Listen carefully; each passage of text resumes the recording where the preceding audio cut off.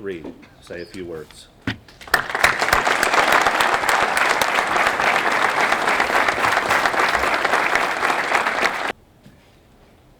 feel like I need to give a disclaimer from the start. I come with a lot of insulation. I'm built for cooler weather, so I apologize for sweating. On one other prior, I've given this speech a number of times, and it's very important to me. I recall once I was in New Orleans in an outdoor setting, and the sweat was much worse than this.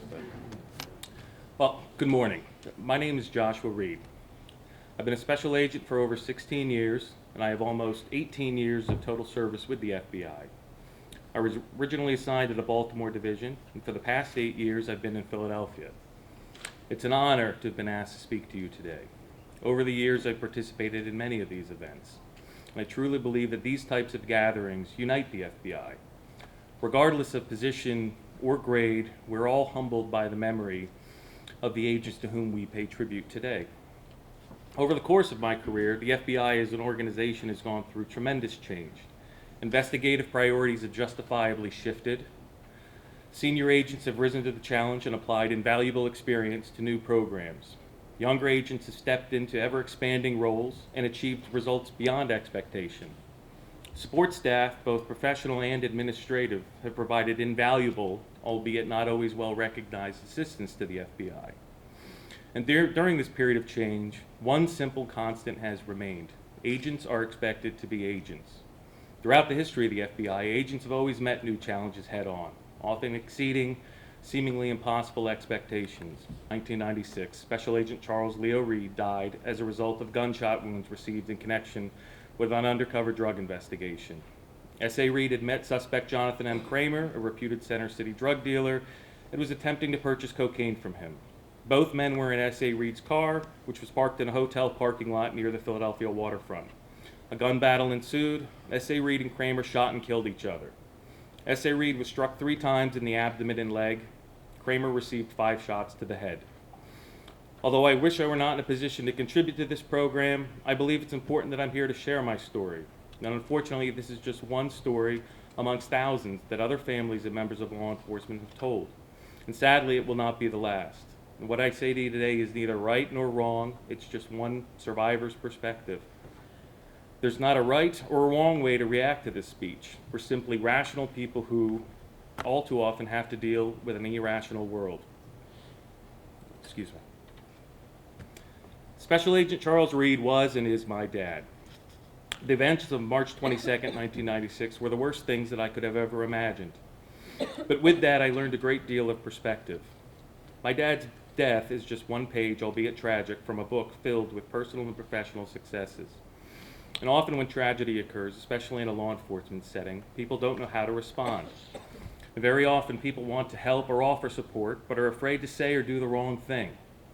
From my experience, saying nothing is worse than saying the wrong thing. Over 4,000 people came to my dad's viewing. People waited for up to 4 hours in the cold March air. And some people would share their stories of loss, and some would simply say they were sorry. Police officers from around the country, not even knowing my dad, would say nothing and simply salute. And today, most people go out of their way to avoid making reference to what happened. I can appreciate and understand that. And I offer, though, that letting someone know you care or that you're sorry will not dredge up horrible memories. The way my dad died is not the way I remember him. I remember the good things he did, the things that wanted me to be like him. To become an accountant solely to become an agent, although I don't look back fondly on that. And from his death, my family and I have learned many valuable lessons. And we've learned that as a family we can deal with something that has the ability to destroy.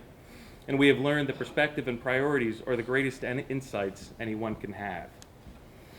And the true benefit of this job is not being able to proudly state, I'm a special agent. It's not the badge, it's not the gun, it's not the car or the gas, limited to $150 per month due to budgetary restraints that we put in it. The true benefit is that we have the opportunity to make a difference. We can put ourselves at the forefront of the war on terror. We can create the headlines from a successful corruption case. But to do this, we must have the right perspective.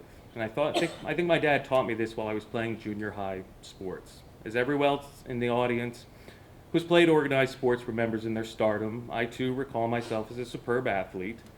But there was a brief time when I played on the junior varsity. Being on the JV team meant having games very early in the afternoon, almost always when parents were working. And somehow, my dad was able to be there. Not always, but enough. He didn't cheer loudly and he didn't stand with the other parents, but he was there. Knowing now what it takes to put cases together, I don't know how he found the time. I suppose he had the right priorities. He couldn't give me a ride home because of the whole Bureau car thing, and I don't know what the statute of limitations is on OPRs, so that stands. My dad's ability to prioritize family and work carried over into many things. He coached my baseball team, my brothers.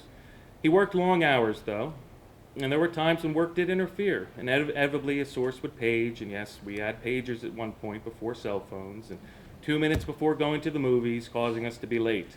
My mom tells a story about one Christmas my dad was running a Title III and didn't help prepare for Christmas at all. And as my brothers and I were opening our gifts, my dad was seeing them for the first time. My mom hated it, but she understood. She kept things in perspective. My mom understood because he shared his job with her.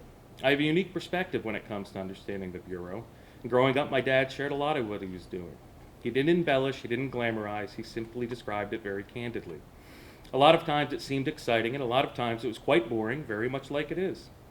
And I knew names and faces, and he explained why certain things were done and not done, and I thought that openness was standard in the Bureau. I see now that there are many different levels of openness. I know agents who tell their spouse everything, and those who tell nothing. The FBI is hiring the best and the brightest and most competent agents possible, and it's an impressive accomplishment to become an agent. I think in the year I came on, only 1,000 out of 80,000 applicants were hired. Most impressive numbers, but I say humility should also be a part of our thinking. We must avoid the risk of becoming absorbed in self-importance by neglecting to share a big part of our lives with the people we love most. Now, I'm not talking about revealing state secrets, but when we are able to share our daily experiences, we should. This allows our families to become part of the extended Bureau family. They too have to share in our commitment, pride, and sense of mission. I was away at college when I found out my dad was killed. I received a call from my grandmother, and she quickly told me what happened. Within minutes, agents were at my apartment to bring me home. The minute I found out he died, I began searching for an explanation as to what happened. The night before, I had spoken with my dad. It was a brief conversation, and he told me something was going on at work, and he was meeting with some drug dealer. And he was actually considering canceling the meeting because he wasn't feeling good. He had a touch of the flu due to a bad lunch. By no means did the conversation I had with him the night before explain what happened, but it helped. Some 18 years later, I have an answer that I accept as to why he was killed. I've read the transcripts from the recorder he was wearing. I've read the reports of the shooting review team, medical personnel, and responding police. The reality is, only 2 people know what happened, and they are both dead. My point is, knowing something is always better than being in the dark. My decision to become an agent was one my wife and I shared. I'd wanted to be an agent since I was 10 years old. My wife and I were dating when my dad was killed. She saw the stark reality of what could happen in a law enforcement career. She openly admitted to me that she wished I would just be an accountant. And what we figured out was that if I was going to become an agent, she would have to also, figuratively speaking. We agreed that the fear of the unknown, or her guessing or imagining what I was doing at work, was much worse than knowing what was actually happening. She needed to believe in my training and abilities as an agent. During Quantico, she became the unwitting practice partner for many arm bars and whatnot. And strangely enough, I never let her reciprocate. My wife understands why I sometimes work late or do certain things. Sometimes she hates it, but she understands because she has perspective. Never underestimate the value of your family. They enable us to do our job often by sacrificing part of their own identity. I think it's important to tell you how the Bureau responded and helped in the aftermath of my dad's death. Within an hour of the shooting, agents were there to take my brothers and I home. When I arrived home, the house was filled with people from the office. Director Free was at the house by 9 p.m. The SAC was there the next morning with a $30,000 check to help with immediate expenses. The FBI provided babysitters at the house during the viewing and the funeral. New agents with guns and handcuffs to watch kids. There are several things that my parents did that eased some of the tragedy. They had their personal house in order. They had a will. The government pays my mother workers' compensation for my father's death, but that alone is not enough to provide her financial stability. My parents purchased personal life insurance. At times, the premium payments could have been much more useful for personal items, but you never know what can happen. My parents wouldn't leave on bad terms. We all assume that we will come home each night. My dad did not. And I hope that no one ever has to go through this, but the sad reality is there will be other critical incidents. And with the exception of my wife and my 3 children, I'd give it all up to have my dad back. I still feel a significant loss, but the truth is you live on. I'm thankful for the time I had with my dad. In 21 years, I had more than some do in a lifetime. My dad died and was honored as a hero. In reality, he was a hero long before he became an FBI agent. To all of you, I would say we should strive to show fidelity, live bravely, and demonstrate integrity. And in doing that, we will all be heroes. Thank you.